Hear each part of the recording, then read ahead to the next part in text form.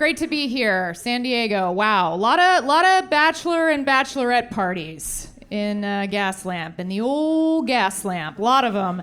And I was walking around down there earlier, and I saw the pack of girls with all the like penis stuff on, right? We've seen it, the hat and the shoes and the wristwatch, like full regalia, right? And I was kind of like, how did that tradition start?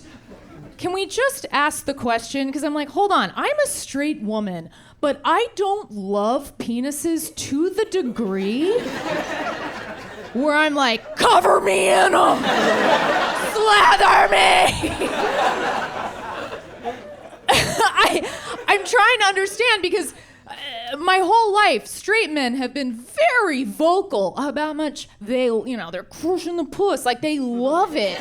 But you've never seen a bachelor party out at the club wearing fucking floppy labia fedoras, fist pumping the night away like, yo, bro, this is so sick, I can't wait to marry her. Drinking out of clit straws, like you've never... But if you did, you'd be like, of course, that adds up, That's all Paul talks about. That's why we call him Pussy Paul, God, let him drink his Vag-tini in peace. Dude's getting hitched. Anyway, really great to be here. I'm actually feeling quite good, despite my what my quilted jacket might say. Don't fucking laugh. What the fuck? No. Thank you. I'm feeling good. I experienced something recently. I got catcalled, but I want to be very clear. I experienced my first woke catcaller, okay? Very confusing. I'm walking down the street, not wearing this. Walking down the street. And this guy just shouts at me, damn girl, you're too cute to be wearing all that makeup.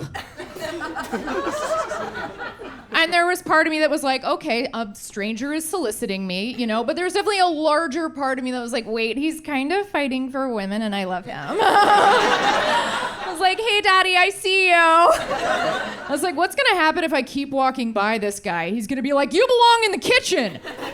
Because there's a real shortage of female chefs in the industry. We need more gender diversity in there, so get in there and make me a sandwich. But for you, if culinary is your passion.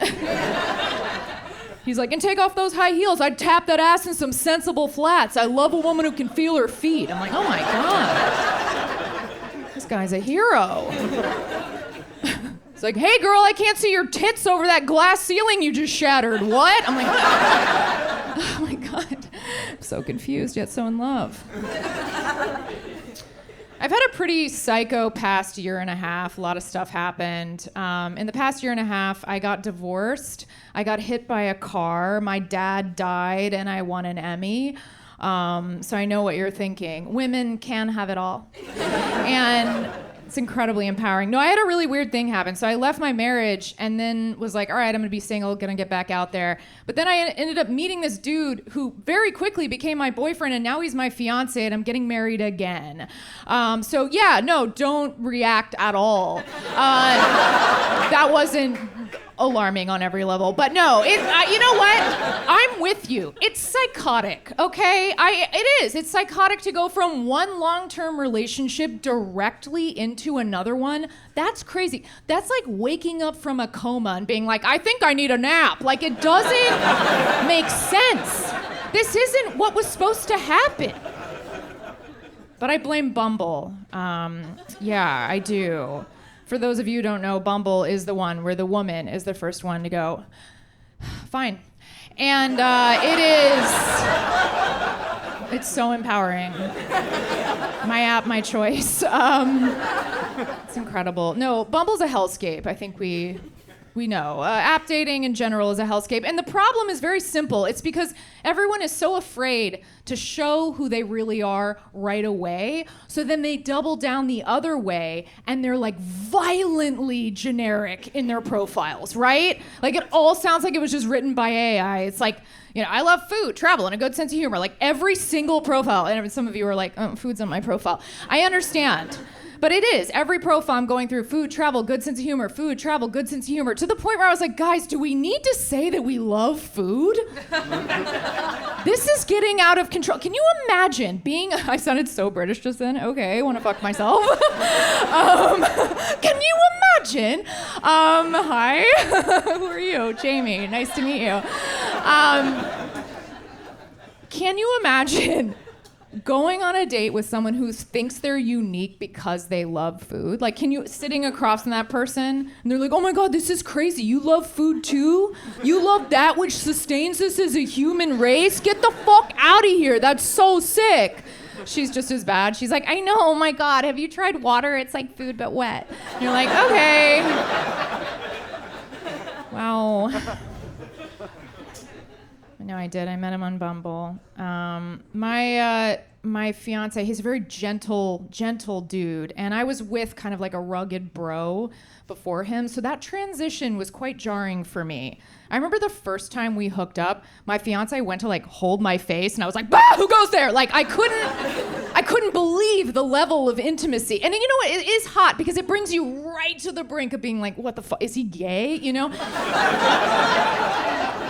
And then he like fingers you weird and you're like, oh no, he's straight. Okay, yeah. Okay, there. Yeah. There it is. There it is. The old confirmation.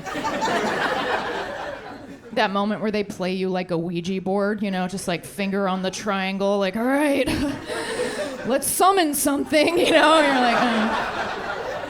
like, did it move? No, it didn't. I'm not light as a feather, but I am stiff as a board. No, very hot, very hot. My ex is a bro, and we decided we didn't want to have children together. That was one of the reasons that our marriage ended. We didn't want to have kids together, and I do kind of like to fantasize about like what our kids would have been like if I just like gave birth to a baby bro. I feel like that would just be hilarious. Like, I'm in the delivery room, and the thing, I call it the thing, I'm clearly gonna be a great mother. The thing just like falls out of my vagina and does a burpee, and he's like, I'm ready to live! You know, you're like, wow! It's quite intense. Like, Mom, can I suck your jugs? You're like, Jesus Christ. It's called breastfeeding, okay? It's like, oh my God, my dick looks huge with no pubes. You're like, all right, that's really annoying. You're being annoying. My ex is co-signing, like, his dick does look really big with no pubes.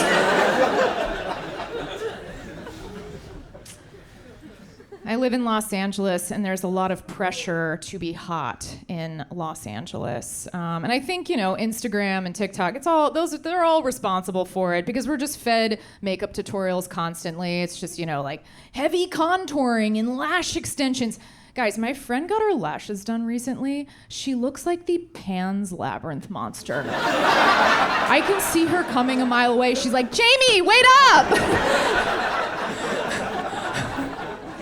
And then she tries to like play it off like, you know, like, oh yeah, they're all natural. I'm like, they're holding a beer, Denise. What are we?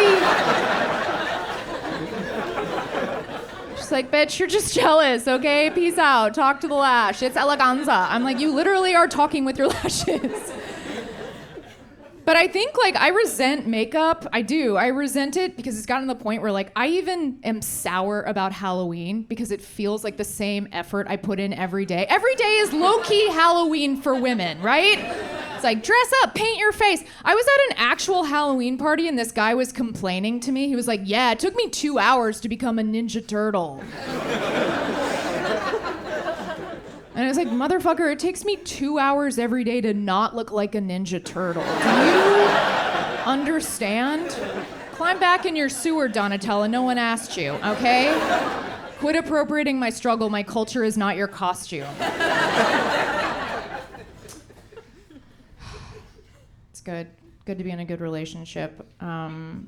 Although I wasn't having sex in my first marriage. I wasn't really doing it.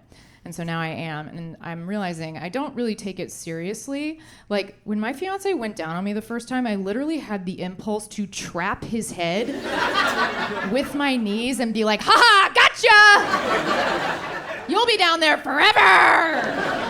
Just break his little neck, you know? I wouldn't do that, but it would be, like, kind of a chill way to go. You know what I mean? I'm giving the eulogy at his funeral. I'm like, he died doing what I loved. You guys have been so wonderful. I'm Jamie Lee. Enjoy the rest of this fantastic show. Bye.